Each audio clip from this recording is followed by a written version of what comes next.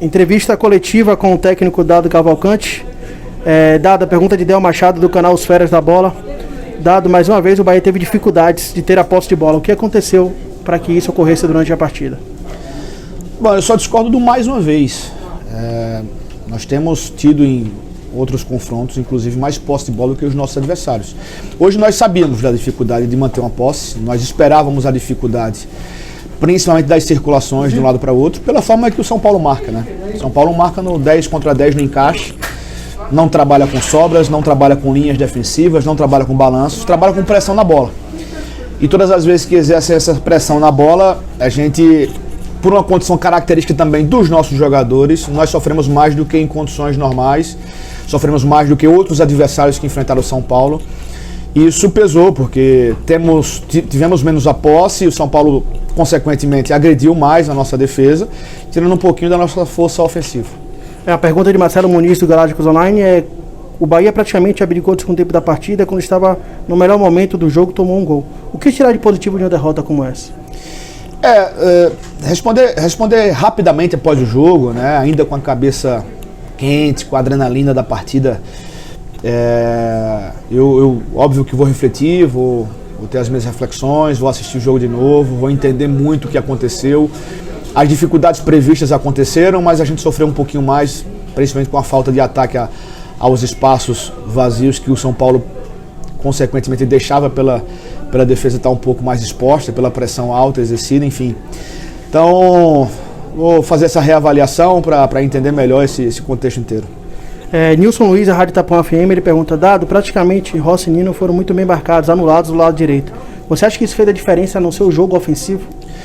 Bom, nós temos essa referência pelo lado direito, nós temos esse diferencial, essa dupla de conexões, Rossi achando Nino, Nino achando Rossi, jogadas de fundo, jogadas de ultrapassagem. E quando a gente é bem marcado, como fomos hoje, nós somos marcados de perto, né, com muita pressão, com muita força nas costas dos nossos atletas, e isso pesou pelo campo inteiro, né? Não foi só o lado direito que sofreu, é porque a gente está acostumado, né, a ter jogadas combinadas mais para aquele setor, e foi apenas mais um setor que influenciou diretamente na condição específica do jogo. Manuel Messias, da Rádio Sociedade, ele pergunta por que a opção de Lucas Araújo e não Edson? São dois jogadores com perfis um pouquinho diferentes. Eu tirei o Jonas por já estar com cartão amarelo, já estar bem desgastado na partida, já tinha mostrado, né, a condição de substituição, já tinha falado com o banco de reservas. E naquela altura eu pensei em preservar o desenho, né? O Lucas Araújo é um jogador de mais contenção do que Edson. Edson é um primeiro volante de mais construção, um jogador que encaixa melhor os passes, que tem uma construção mais efetiva. E o Jonas é uma contenção mais forte, né? Fisicamente nós precisávamos hoje do Lucas Araújo e não do Edson, por isso a opção do Lucas Araújo. Pergunta de Douglas Santana, do dcbahia.com, de Reginaldo Lima, da Rádio Sociedade de Feira, e também de Rafael Seixas.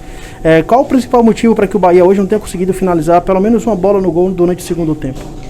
Bom, nós sabíamos que seria um jogo de poucas chances, né? Nós tivemos poucas chances também no primeiro tempo. Tivemos 2 ou 3 finalizações apenas.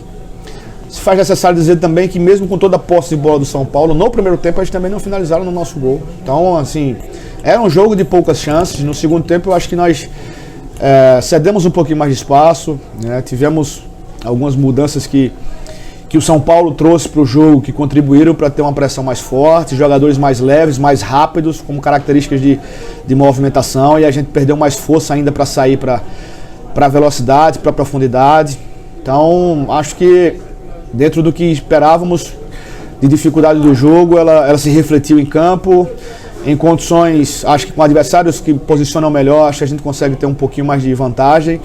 Entender um pouco, né, já que iremos enfrentar esse mesmo adversário no retorno, entender um pouco mais o que nós produzimos para vencer essa defesa no primeiro tempo, principalmente.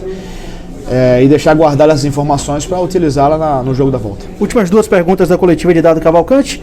A de Jailson Barão, da Rádio Excelso. O Bahia vinha de bons jogos fora de casa e hoje não foi diferente. Mas em grandes jogos não se permite erros e descuidos recorrentes.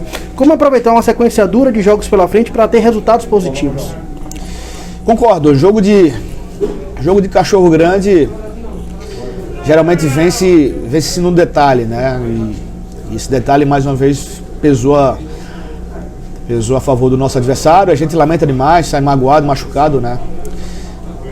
Pelo resultado.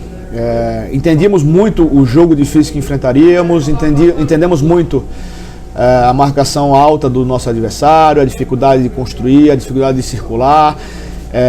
Tivemos 2 trocas, né, da equipe que vinha jogando, que mantinha um padrão. Teve a estreia do Liger, que fez um jogo muito regular, muito tranquilo. A mudança de construção com a série do Daniel pesou um pouquinho. Enfim, então ter a semana cheia favorável, né? Utilizar a semana como foco principal para fazer os treinamentos mais específicos em relação a detalhes que façam a diferença no resultado, para a gente, quem sabe, construir um resultado diferente no próximo final de semana. A última pergunta da coletiva é de Marinho Júnior, da Rádio Metrópole, de Fábio, do Jogo Aberto da Band Bahia. Eles perguntam algo parecido. Marinho Júnior pergunta por que Oscar Ruiz e Maicon apenas aos 39 do segundo tempo. E a pergunta de Fábio é parecida, perguntando se você acha que tem demorado muito para fazer alteração no time. Bom, a troca, falta falar assim, a gente tem 5 opções de substituição, o que eu acho que é vantajoso, né, para quem tem uma condição de manter o mesmo nível dos jogadores que estão em campo. E o detalhe principal são os jogadores que estão em campo, que sinalizam poder de troca, né? O Matheus Bahia estava reclamando de 2 na panturrilha desde os 30 minutos. Então, assim, ele foi um cara que pediu para segurar a última troca. Só que a última troca ela não pode ser feita só, né? Todos sabem que o regulamento não permite você trocar por vez. Você tem que trocar 5 atletas com 3 paralisações. Então, ou se faz as 2 ou não faz nenhuma. Então eu esperei o Matheus Bahia me dar a confirmação de que conseguiria terminar a partida. A definição dele permanecendo em campo, falando que finalizaria o jogo, me permitiu assim abrir o espaço para fazer a dupla troca, né? A troca dos nossos sistemas em velocidade, para quem sabe surpreender o nosso adversário nos contra-ataques, que até então era aquilo que desenhava o jogo.